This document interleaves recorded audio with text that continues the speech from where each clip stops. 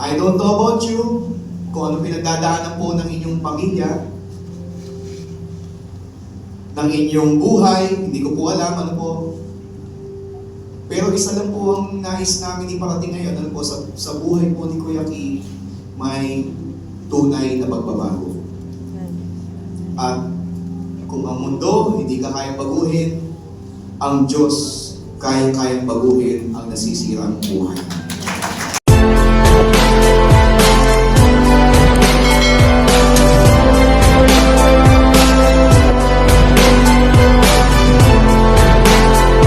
Dito po sa 13 po ay paghilom.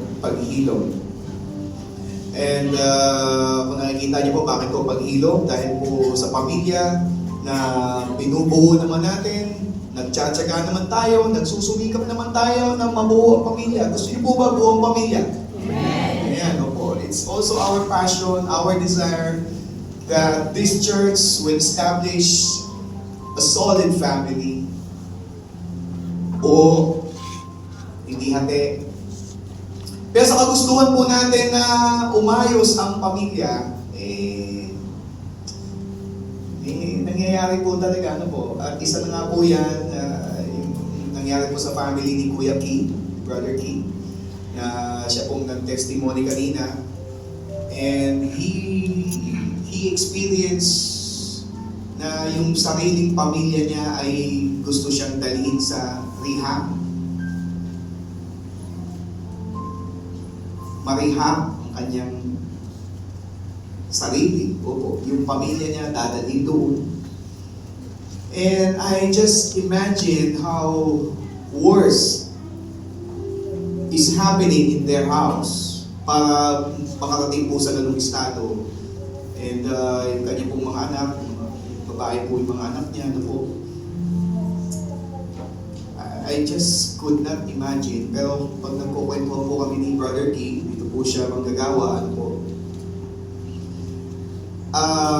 Yung mga salitang nabitawan ng kanyang mga anak, maging ng kanyang asawa, ano po, it hurts a lot. It hurts a lot. At sa istorya po, talagang nakita po niya kanyang sarili na nalulunod na sa kasalanan. At kaya po ito po ang kanyang istorya. Marahil tayo rin po, dito po sa harapan natin, ano po, I don't know about you, kung ano pinagdadaanan po ng inyong pamilya, ng inyong buhay, hindi ko po alam, ano po.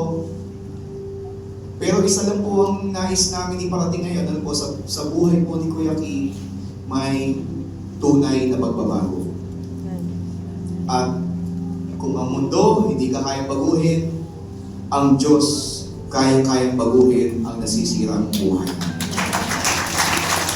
Kaya po ang title po natin ay paghilom. And right at this moment, mga kapatid, ano po, yung nandyan po kanina sa video, nandito po sa ating harapan ngayon para po magbigay rin po ng kanyang mensahe ngayon sa mga narito. I have encouraged him, nahihiya po siya, ano po, dahil sabi nga niya, he is not worthy. Sabi ko, hindi, may kwento ka. Kailangan may kwento mo yan, and I do believe it's significant to everyone today. So, may I call on Brother Ki Romero.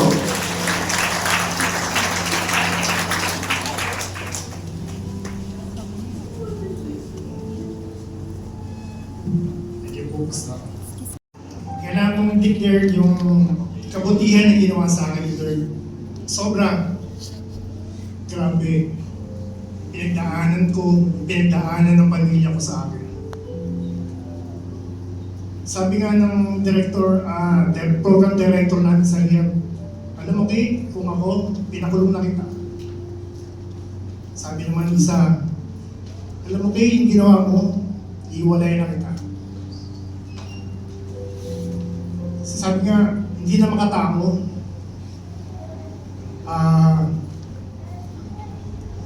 Nandun na nagkaroon ng depression yung isa anak ko. Halos ayaw na ako makita. Halos lahat sila nasaktan ko ng sobra.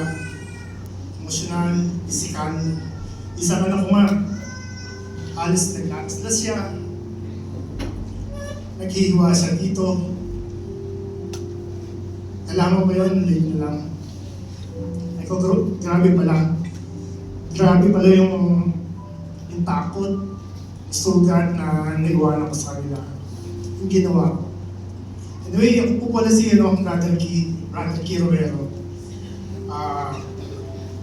Tandaan ko po, nung una akong magsimula sa addiction, it was 1988, 18 years old po ako. Yun po yung boom ng Shabunon. Sobrang sarap ng dinudulot niya sa akin. Parang lahat ng makarap ko, parang tagap na tagap ko, piling ko ganun. Pero sa kabila nun, puro dusa sakit ng pala yung naitulot ko sa mga anak ko. Hanggang sa mag-asawa po ako ng 24 years old. Buong buhay ko po lunod sa addiction. Sa totoo lang po, lahat ng addiction meron ako. Addiction sa droga, sa alak, sigarilyo, maging sa sugal po, tsaka sa babae. Halos 35 years na paikot-ikot sa bisyo. Palala ng palala ang buhay ko. Pasensya na po kayo kung pinapasok ko ito kasi ayoko pong mag-miss ang bawat words na gusto ko pong iparating sa inyo. Subalit tunay napakabuti po ng Panginoon. Napakabuti ng Panginoon sa buhay na meron ako ngayon. Malayo-malayo na sa buhay na aking pinagdaanan, 1 taon makalipas, nang isuko ko ang buhay ko sa Panginoon nung ako'y nasa loob ng ihap. Sabi nga po, ang pag-asa, pangalawang pagkakataon ay nariyan palagi. Kahit kailan, kahit saan. Sobrang napakabuti ng Diyos dahil pinagaling niya ako. Kaya lagi kong pinangahawakan yung word niya sa akin. Sabi nga po sa John 5:14, magaling ka na ngayon. Huwag ka nang gumawa pa ng pagkakasala, baka mas masahol ka dyan na mangyari sa iyo. Napaka-powerful po nung word na yun para sa akin. Parang sabi ko nga po, isang pagkakamali ko lang, hindi ko na alam kung saan pa ako pupunta. Hindi ko alam kung saan ako pupulutin. Alas dumating sa isip ko na baka maging taong grasa ako. Ganun po ko kalapit. And then, gusto ko lang pong ibigay na message para sa inyo, para sa lahat ng mga ama, napakasarap na marinig. Sa mga anak, ang salitang, Dad, I love you. Dad, thank you. Good night, Dad. Hindi ko po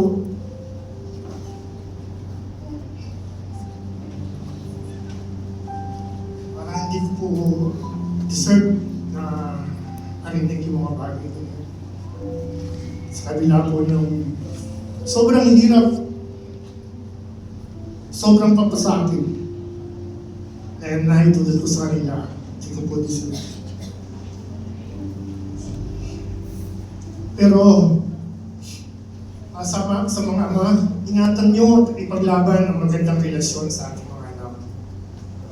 At sa mga kabataan naman, huwag mong hayaan na nandito na kayo sa Panginoon na sirain pa ng mundo inyong kinakawasan ng dahil lang sa mismo. At sa may pamilya na may pinagdadaanan na katulad ng pinagdaanan ko, kung may tatay ka o kapatid na nasa impluensya ng addiction, huwag silang sukuan. Kasi masigit na kailangan nilang pangunawa at panalangin. Mahirap makawala sa bisyo. Napapagod na din sila sa ulit-ulit na ginagawa nila. Huwag silang bitawan. Lalo po huwag silang bitawan sa panalangin. Sa bawat pamilya na walang kaayusan at katahimikan, huwag mawala ng pag-asa. Mabuti at tapat ang Panginoon. Papakinggan niya ang bawat patak ng luha mo sa tuwing ikaw ay mananalang. Basta magpatuloy lang magtiwala at isuko sa Kanya ang lahat. Tulad ko na hindi sinukuhan ng aking pamilya, 35 years ako nalagang sa bisyo. Ngayon po, ay kasama ko ang aking asawa at mga anak na naglilingkod sa Panginoon.